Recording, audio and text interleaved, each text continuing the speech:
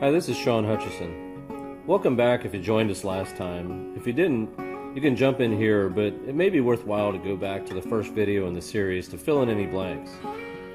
To recap, among other things, we talked about the combined power of creating an in-depth vision for what you want to do and joining that with the strategy of functional expertise.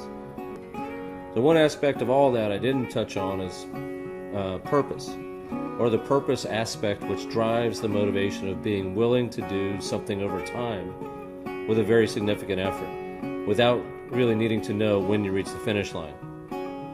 For me, I discussed the purpose of understanding that I enjoyed teaching and solving the problems which me and my friends and many more live through in their athletic lives, to find a way to create a great environment where we produced surprising results, from a coaching perspective.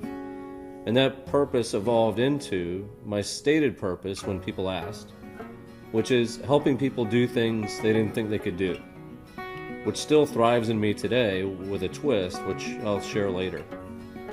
So one note, and I think this is important, people often talk about purpose or passion as if it's something born in you. That, like many limiting misunderstandings, like the notion of talent or intelligence being fixed, as example, that limits people's lives because of its misunderstood nature. And purpose is like that. Purpose shows up after you do the cycles, after you do the work, not before. Passion shows up after you get the benefit of the work you've done, the fruits of your labor, not before. People want to be touched by the hand of Zeus, and it really doesn't work that way. But in that, and this is important to accept, if you want to achieve anything in this world, at least anything where you're required to work with other people, then it's important to accept that greatness is accessible to anyone, even you and me. So the notion of talent, intelligence, vision, habit, purpose, focus, these are all flexible. They can all be changed. I just read a journal from a famed financial center where it said 85% of people's wealth comes from personality and 15% comes from skill or profession. But I'll say it's another brick in the wall that points to the fact that you can affect the outcome of people around you and yourself, for that matter. So speaking of which, I was going to talk about culture, so it's a perfect segue. So I remember as an athlete being at practice and really being turned off when the coaches would refer to the fastest people as better or talented, or there was some kind of class distinction, especially when they acted on it, when the coaches either talked about it or they separated them out. And I won't bore you with an example, but I remember how it made me question my own ability, how it affected my motivation.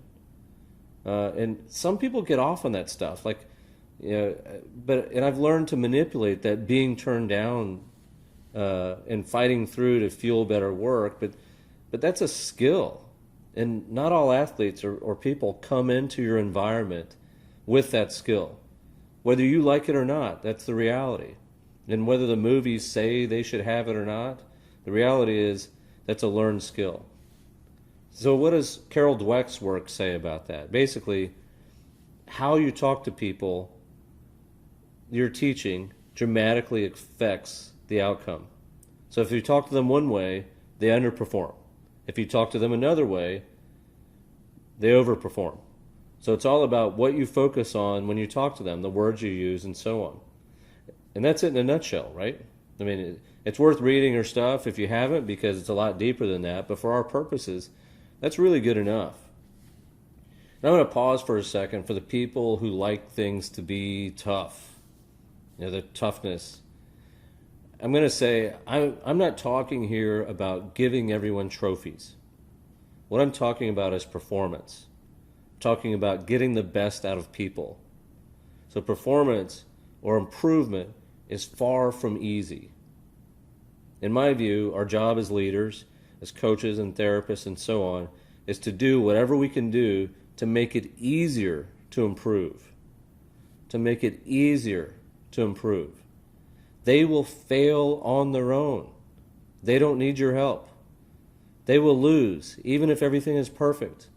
They don't need your help to make it harder to win. And if you don't like that because you've looked at it a certain way for a while, before I get to the big culture secret, I have a question. Would you rather win or be right? Would you rather win or be right? Ask yourself that. Most people unknowingly would rather be right than win. And I don't know about you, I'd rather win. Think about that one for a while. Are you willing to question your beliefs? Ask that question for you to get better. So after much lead in, here's the secret that I alerted to, the big cultural secret. And this is a big deal. If you start acting on this, you'll see a difference almost immediately. And this secret works in any environment where you have people working towards the same thing, especially an environment where you can see results, like measured results in some way. So it applies to work to and improvement in anything. And most systems reward those who are performing at the moment. And they often call those people words I mentioned: talented, intelligent, naturally gifted, whatever it might be. And the leader spends their time focusing a majority of their effort, their thought, and even the transmission of skill, i.e. teaching, to those gifted few, the top 2 to 10%. And the rest, they're left to fend for themselves. And this has only been dramatized. It's much more dramatic now with the professionalization of youth sports. Does this sound familiar?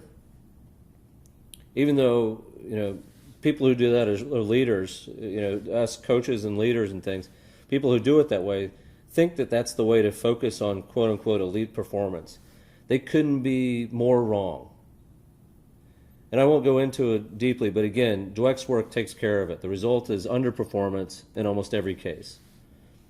So you say you want elite performance or great improvements, much better than standard, so what should you do then? So take a look at the image here. So you've got the top 10% who usually get all the attention, like I just talked about. And then you got the middle who's picking up the scraps, usually some hard workers in there, and you say things like, that's good for you, when they do well, not realizing how insulting that phrase is. I used to ask the question, well, who isn't that good for? And then you got the bottom, the bottom 20%. Why are they here anyways? They pay the bills. So the secret to creating an amazing performance culture where you will win, focus on the bottom 20%. Yeah, that's what I said. Focus on the bottom 20%. So what happens when you do that, when you focus on the bottom? So let's say you got 20 people, and the bottom 20%, that's number, the bottom 4, 17 to 20, number 17 to 20 if you rank them.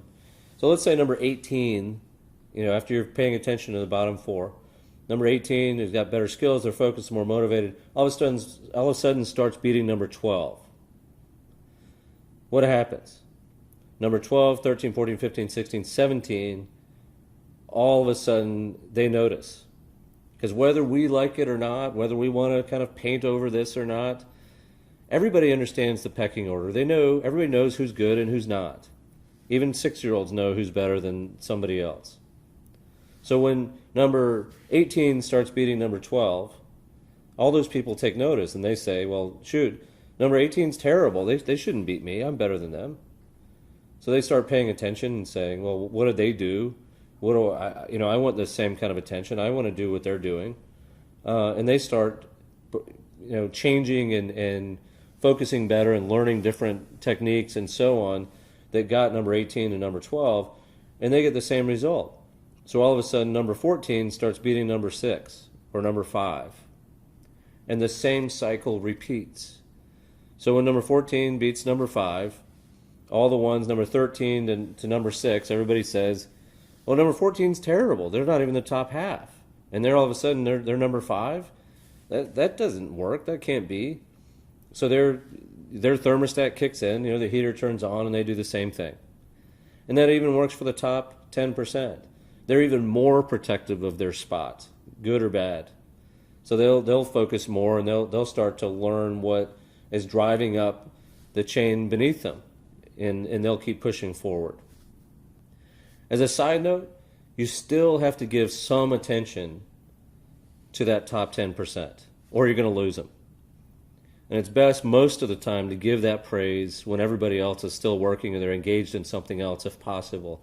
Because to the group at least, that top 10% gets enough praise and purpose from winning or scoring goals or things like that.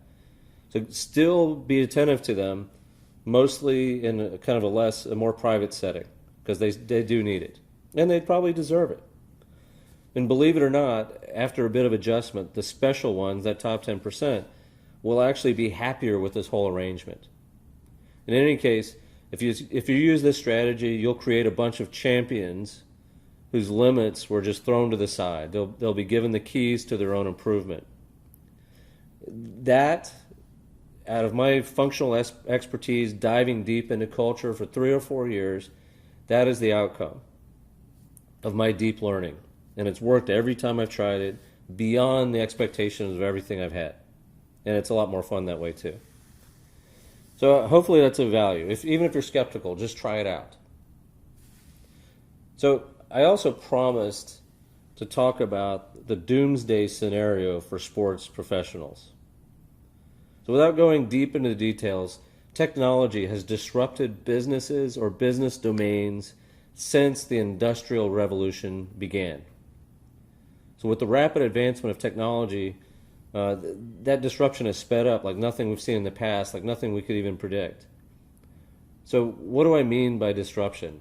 Rather than giving you a definition, I'm going to use a couple examples.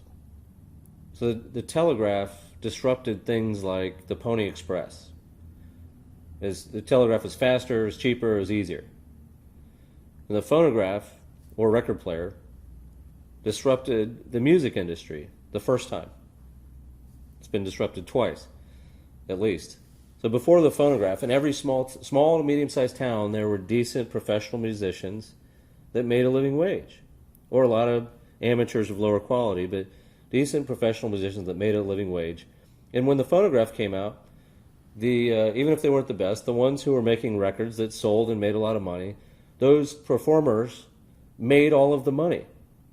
So all that money got sucked up into people who sold a lot of records, and the people who in the small to medium-sized towns who were professional musicians no longer had the ability to have a living wage. That's an example of both a technology and a business model disruption. And incidentally, there's a second disruption in music that most of us live through, MP3 players, most notably the iPod. So how many CDs do you have anymore? And how many did you used to have? Or DVDs for that matter, that's more recent. Digital music or on iPods, or now your iPhone, completely decimated the traditional music business. And they didn't even see it coming. And just like that, also, Blockbuster Video was decimated by Netflix and others. Circuit City by Amazon and others. Now, in more recent days, look at Uber, Airbnb, and what automation years ago did to the auto industry and how it changed the labor structure in auto industry.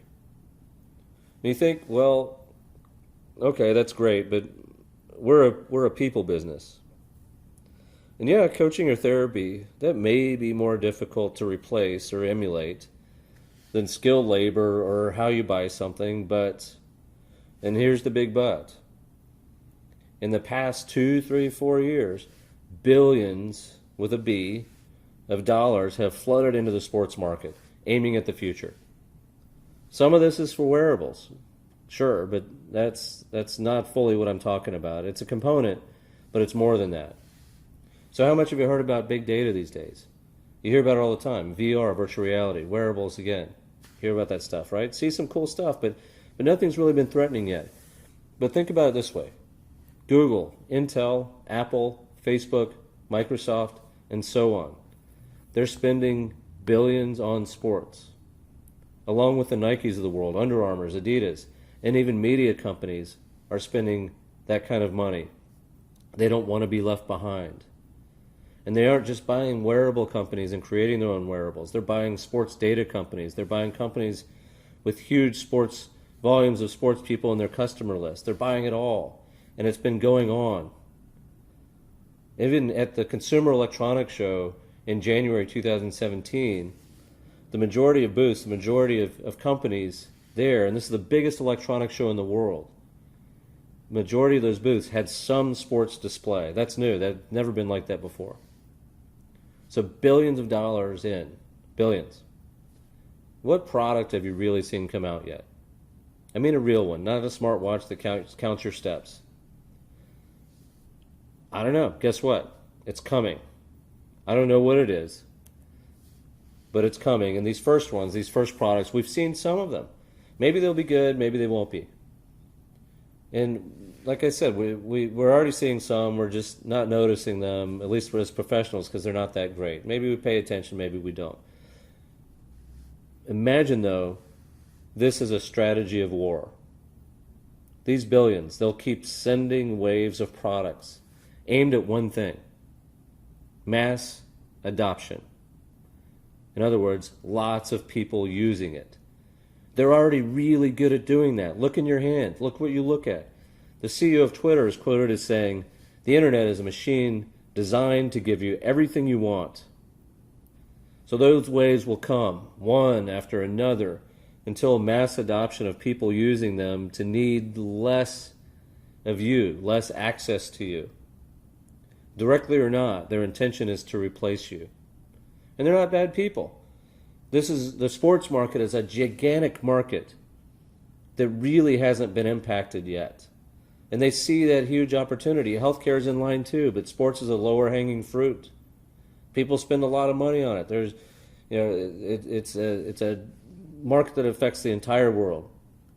And they've gone into these gigantic markets, like I've already mentioned before, extremely successfully. To think I'm exaggerating? Look in your hand. The iPhone is 9 years old. It's only been around for 9 years. 15 years ago, there was no Facebook. 25 years ago, there was no real internet. Oh, but you're saying, and I can hear you all, it's not as good at your job as you are. Here's the sad part. It doesn't have to be. It just has to be good enough. When adoption strikes, that's when we'll know what good enough is. No one knows. I don't know. You don't know. The big companies spending money on this don't know. If they knew, it would already be out. Nobody knows what that minimum thing is that takes away from kind of your customers, your team members, and so on. So these waves of adoption will hit this minimum acceptable level of replacing you or some aspect of you, and it'll take off. That's all it has to do. It doesn't have to be better than you. It just has to pull enough value, enough performance, enough ease of use, enough lesser expense, enough convenience, etc. from you to where it will be adopted. So if you have 5 years left in your career, you can probably just stick your head in the ground and not worry about it. If you have 10, like I said, the iPhone is only 9 years old. What's our landscape going to look like 10 years from now? Self-driving cars, feedback clothing, everything solar-powered, electric, whatever it is, it's all happening right under our nose. And unless you have billions of dollars, you can't do anything about it. Well, maybe you can. In the next video, I'll give my opinion on how to survive and even win. So thank you for listening. Please leave your comments and suggestions down below, and look forward to answering any questions you may have. Thank you very much.